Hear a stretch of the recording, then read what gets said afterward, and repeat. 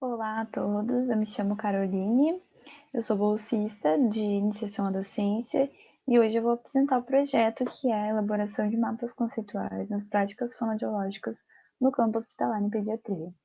Sou orientada pela professora Lisiane Rosa Barbosa e pela professora Sheila Tamanin de Almeida. Então, primeiramente, eu vou falar um pouquinho sobre a área da fonoaudiologia hospitalar, que atua com o paciente ainda no leito, de forma precoce, preventiva, intensiva, pré e pós-cirurgias, dando então um respaldo técnico e prático para a equipe interdisciplinar que integra o hospital. Essa atuação ela objetiva a prevenção, o diagnóstico e a reabilitação, com o intuito de reduzir e evitar complicações, estabelecer a alimentação por via oral principalmente e ajustar também algumas alterações de comunicação quando elas existirem, proporcionando então uma melhor qualidade de vida para o paciente. A reabilitação realizada pelo fonoaudiólogo, ela envolve a dificuldade de deglutir, que é a disfagia. E existem alguns fatores de risco para a dificuldade de deglutir, que é o acidente vascular encefálico, a intubação orotraqueal prolongada e a traqueostomia. Então, diante disso, após compreender esse diagnóstico do paciente, é necessário que o terapeuta, o fonoaudiólogo, ele tenha um raciocínio clínico, ele consiga desenvolver esse raciocínio clínico para cada caso é específico, e definir essas condutas terapêuticas que, no caso da deglutição, seria a reabilitação dessa deglutição, a adaptação da consistência dos alimentos, o uso de próteses ou também o uso de vias alternativas de alimentação e o suporte nutricional que esse paciente precisa. Diante disso, seria muito importante a gente pensar em estratégias de ensino utilizadas para desenvolver essa habilidade de pensamento crítico que o fonoaudiólogo ele precisa ter diante desses casos. Com isso, então, a gente surge com a ideia dos mapas conceituais. Aqui a gente tem alguns artigos, estudos, inclusive revisões temáticas, que falam sobre os mapas conceituais como método de ensino e, inclusive, método de avaliação. Então, a gente sabe que existem, sim, evidências científicas que funcionam e que eles auxiliam muito no processo de ensino-aprendizagem, principalmente na área da saúde. Esses artigos, esses estudos, eles vão desde a odontologia, a enfermagem, a medicina.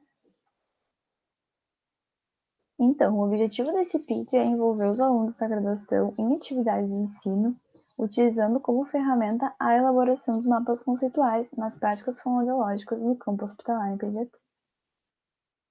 E o que são esses mapas conceituais?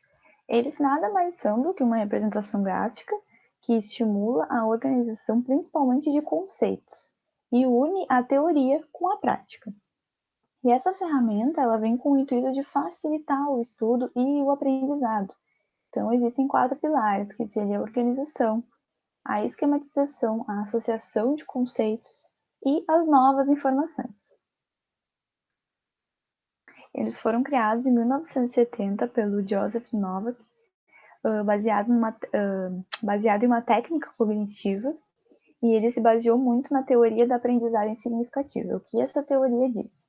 Que a ampliação da rede de conhecimento do indivíduo ela ocorre quando novos conceitos são integrados e reestruturados com conceitos que já existem na estrutura cognitiva.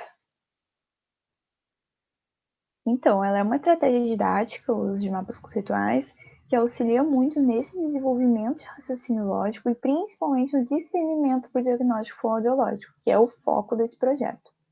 E possibilita também visualizar os conceitos interrelacionados, a articular a teoria de casos específicos da prática no ambiente hospitalar. E quais são os tipos de mapas conceituais? A gente tem a teia de aranha, o fluxograma, o hierárquico. E, bom, em relação aos nossos resultados e às atividades que foram propostas por esse projeto, em 2020 e 2021, as disciplinas que estavam envolvidas nesse PID foram Introdução à Prática Hospitalar e o estágio supervisionado em Fonoaudiologia Hospitalar 1 e 2.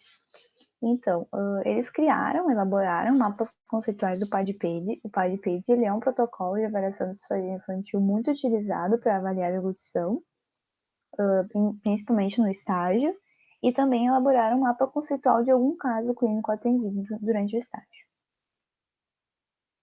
Então, as instruções e todos os trabalhos, eles tiveram que ser feitos de forma remota.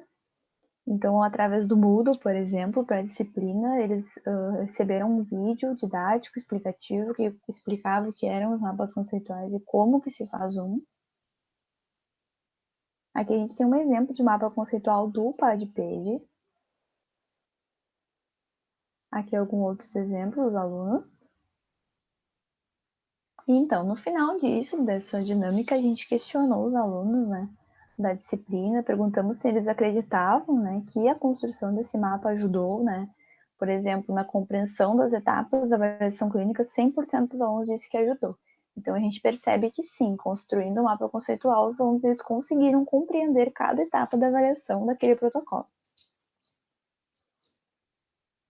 A outra pergunta foi se eles acreditam, né, que contribuiu para conhecer e entender melhor o protocolo, mesmo sem ter tido uma vivência com ele, visto que esses alunos eles não estavam no estágio ainda, eles estavam cursando a disciplina de introdução à prática hospitalar. Então, é o primeiro contato que eles tiveram com o protocolo e já criaram um mapa conceitual sobre ele. 76% dos alunos disse que sim, contribuiu muito para conhecer e entender o protocolo, mesmo sem ter visto ele antes. A gente também perguntou se eles achavam que seria útil usar um mapa conceitual do protocolo no atendimento, né, do hospitalar. E sim, do estágio hospitalar. E sim, 88% dos alunos disse que achou que seria útil. A gente perguntou também se eles acharam que essa atividade ela contribuiu para a compreensão do processo de avaliação da evolução infantil. E 88% dos alunos disse que sim, 11% parcialmente. Então, em relação às atividades no estágio, infelizmente a gente tem resultados parciais, porque os estágios eles foram suspensos em 2020, então voltaram no final de 2020, agora 2021, e somente quatro alunos voltaram para esse estágio, e só 4 conseguiram concluir, então, essa proposta. Aqui a gente tem um exemplo de mapa, né, criado pelas alunas de um caso clínico atendido no estágio. Aqui as referências. Desde já, a gente agradece muito a oportunidade de estar aqui mostrando o trabalho do PID e do quanto é importante a gente pensar em estratégias de ensino didáticas, criativas, que melhorem o nosso ensino-aprendizado. E a palavra-chave dessa apresentação é tonos. Mais uma vez, muito obrigada.